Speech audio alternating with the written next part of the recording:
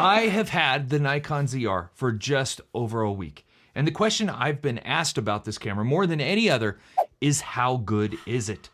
And I've tried to answer that question by comparing the codecs that come in this camera. We've examined all of the weird quirks that are in this camera right now. But today is the day we really answer that question. Because today we are pitting this Nikon ZR against a real RED camera. And not just any RED camera, we're pitting it against the RED Weapon Monstro, a VistaVision monster that has shot movies like Queen's Gambit, Guardians of the Galaxy 3, All Quiet on the Western Front, Stranger Things, Army of the Dead, etc. Now, that camera and this camera are two completely different cameras. So really, when we talk about testing and comparing, we're just gonna be comparing image quality. Although, at the end of the video, I will be doing a slight and brief pros and cons of owning both. All right, buckle up because the results are a little shocking. In this first test, I just set up a simple shot by the window and exposed for the outside. On this shot, no other light was used. I tried to get the frames exact, but it is difficult considering the size difference between these cameras. I mean, I even went to the lengths of measuring from the floor to the center of the sensor and from the chair to the sensor to try to get it exact, but at the end of the day, they aren't perfect. The tripod stand did get a little turned, and that's because my dog Hank ran into it. But it's about the only thing different in these two shots. The Voigtlander 28mm was used for both shots, and the settings were the same for white balance and ISO. Both were shot at 800 ISO. Now, I've labeled these as A and B because really, I didn't want to tell you which is which. I want you to guess what you think which is which. And at the end, I'll reveal it, and you can see how close you were. In this next shot, I still exposed for the outside, but this time brought in a huge key light to level the exposure on my face. In this shot, my 50mm Summilux was used. Now, unlike the Kodak video I made, I tried to match these images as close as possible on purpose. And as you can see, these are insanely close.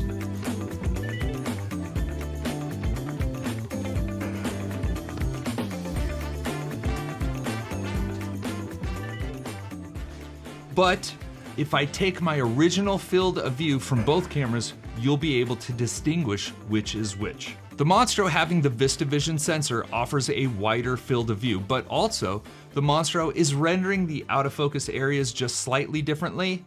It looks like it has a slightly shallower depth of field. For this next test, we're doing something similar but more extreme. My buddy Josh does this test, and I think it's a great way to look at the dynamic range of a high contrast scene. So for this test, I just sat in a chair next to a window and I exposed for the outside. And I did my best to get the exposures exact between the two cameras. And I haven't altered anything in post really. I've kept them pretty much identical using film convert nitrate. Just so you know, film convert nitrate is how I grade all of my footage in every video. It's just wild to me that a $2,200 camera can compete with something like a RED Monstro. All right, enough of this, let's get back to the tests. I was able to acquire the Mofosh Poco PL to Z adapter from my friend Johnny Romes, shout out Johnny Romes. And because of that, I took some anamorphic lenses to one of my favorite places, Antelope Island, to do some slow motion, high frame rate comparisons. In the Monstro, we shot 8K 60 frames a second because that's the maximum that it will do in its full format. And with the Nikon ZR, we did 6K 60 frames a second, but we also did 4K 120 in each of those cameras.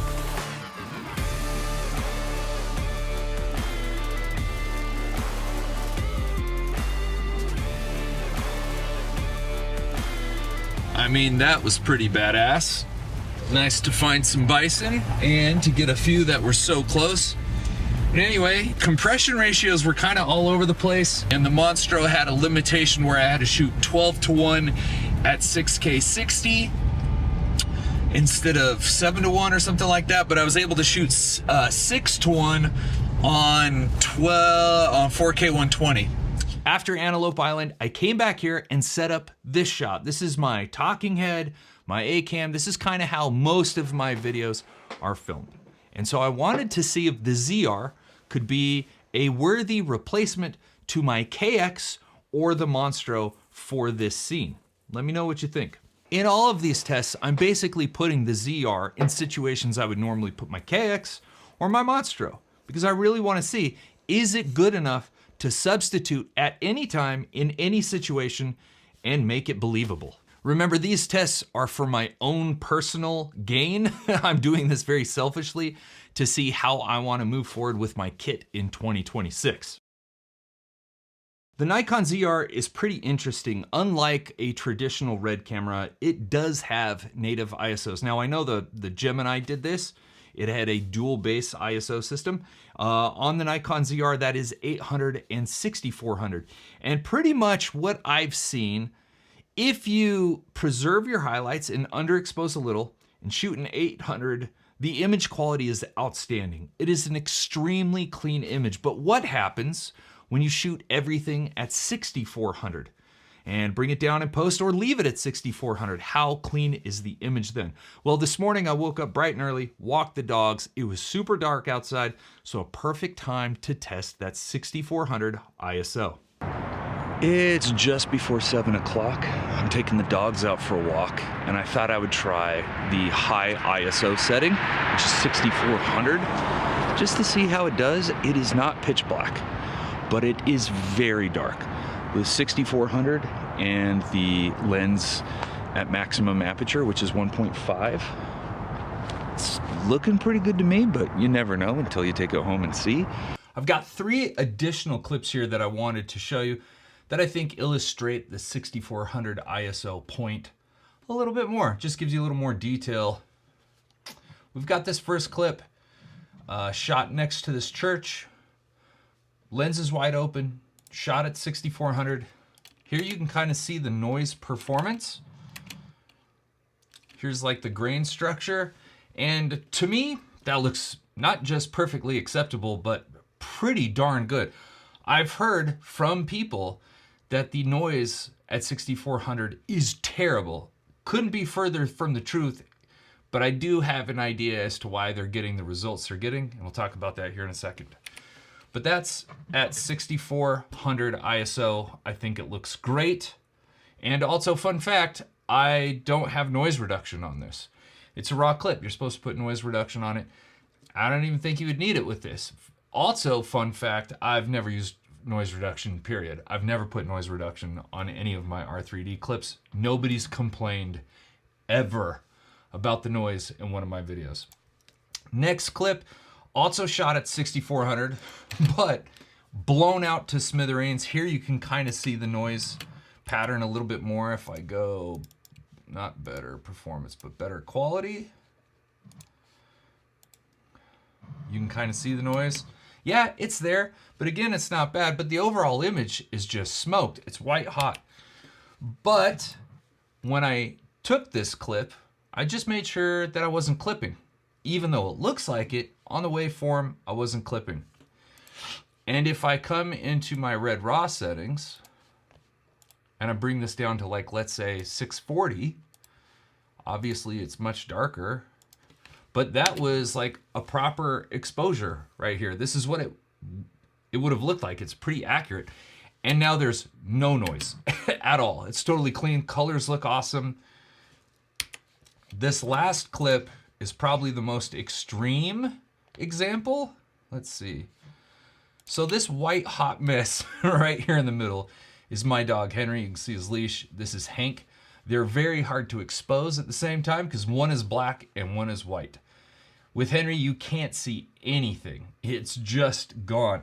And this was shot at 800. However, if I take it down to, let's say, 80, which is a real extreme, if you look closely, all of that like color detail is back in Henry's fur. Some of the brown, some of the gray, even some of that bluish nuance that he has. But also, what's kind of crazy is if we look at Hank here, let's see if I can get a good shot of Hank. Hank, even though we dropped it all the way down, there's still lots of information there. He looks perfectly exposed. You can see all of the detail in his fur and Henry's.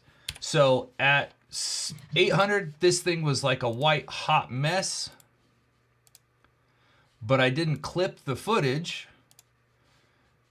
And because of that, afterwards, I could take it all the way down to 80, apply that. I would actually go a little brighter in reality, but they look amazing. So make sure you don't clip your shiz. We're gonna be talking about this more in detail in a second in the exposure section. Now here is the opposite. This is my theory as to why people are saying their 6400 footage looks like trash. This is the Monstro shot at 800. This is the ZR shot at 800. You can see just a massive difference in exposure levels. This is with the same lens at the same aperture. If we take the Monstro and take it all the way to 6400, yes, it's blown out. Yes, there is noise. But honestly, it is not that bad at all. It is very usable, especially if you put on some noise reduction. However, if we do the same thing to the ZR, this is where we start getting just real severe levels of noise. Chroma noise, it's real bad. So one, I don't think the generalization of 6400 has a ton of noise is actually accurate. But two, if you have to shoot over 800, take it all the way to 6400 and then bring it back down, and you'll get something really clean. Like this image. So I could push it a little bit more, but because I shot it at 800 and I'm trying to now bring it up, the noise is going to be far more apparent. Anyway, hopefully you enjoyed that. You can kind of get a look at what 6400 ISO is like.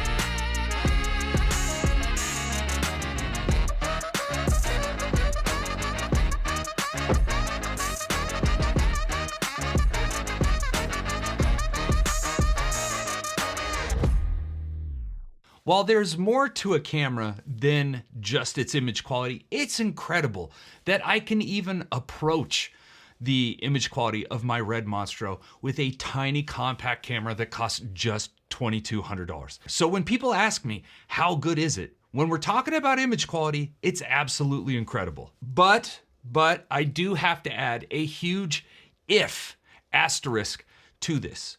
If you get the exposure correct, then the image is incredible.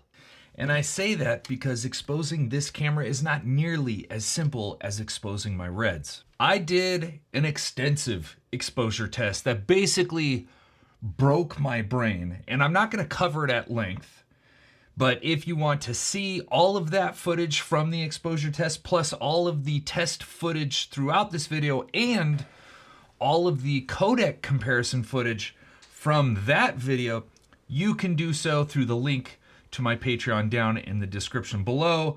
It's all in there, and it'll probably save you a rental fee. But to sum it up, you kind of have to treat this camera as if it has just two ISOs, 800 and 6400. Every other number between those numbers is just metadata. So if you can, shoot everything at ISO 800. And if you have to go over at all, go all the way up to 6400. Now, something interesting that I found is it seems to me, again, early days, that if you shoot at a base ISO and decide to change the ISO in post, it does not affect noise performance. However, if you decide to use the waveforms to get your exposure, it's gonna probably drive you up a wall, because the waveforms, depending on what ISO you select, the clipping points are all over the place. I like to underexpose my footage at ISO 800. I actually use my exposure compensation to give it a negative 0.7, so almost a full stop. I'm finding best results from there. For 6400, I kind of actually push it a little bit higher. ETTR, as they say, exposed to the right. I take it all the way up to where it's clipping, and then I pull it back down till it's not clipping, and that's where I go from there.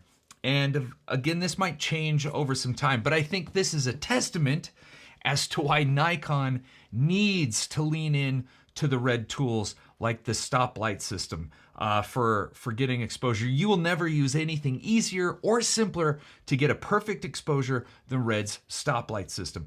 And then Nikon, if you're listening, as a fail-safe, the perfect 1-2 combo, add false color. With stoplights and false color, you're gonna nail exposure every single time. This is my frustration with the Nikon ZR.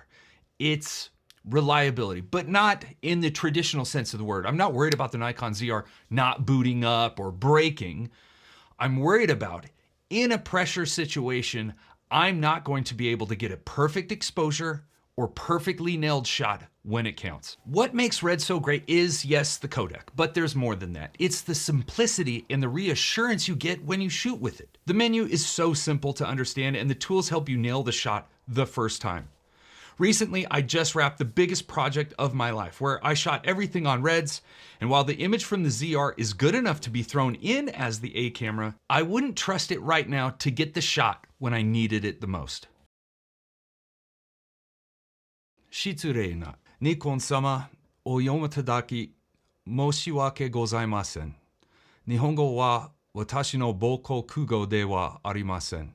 ニコンさん、お願いです。ファンとして、そしてあなたが予想を超える成功を収めることを願うものとして、このカメラがニコンにもたらした新規ユーザーと長年のニコンを支えてきた素晴らしいコミュニティのために、どうかレッドツールを活用してください。そうすることでユーザー体験が向上し、結果として現在の忠誠心よりもさらに強い支持を得られるでしょう。以下でしたら申し訳ありません。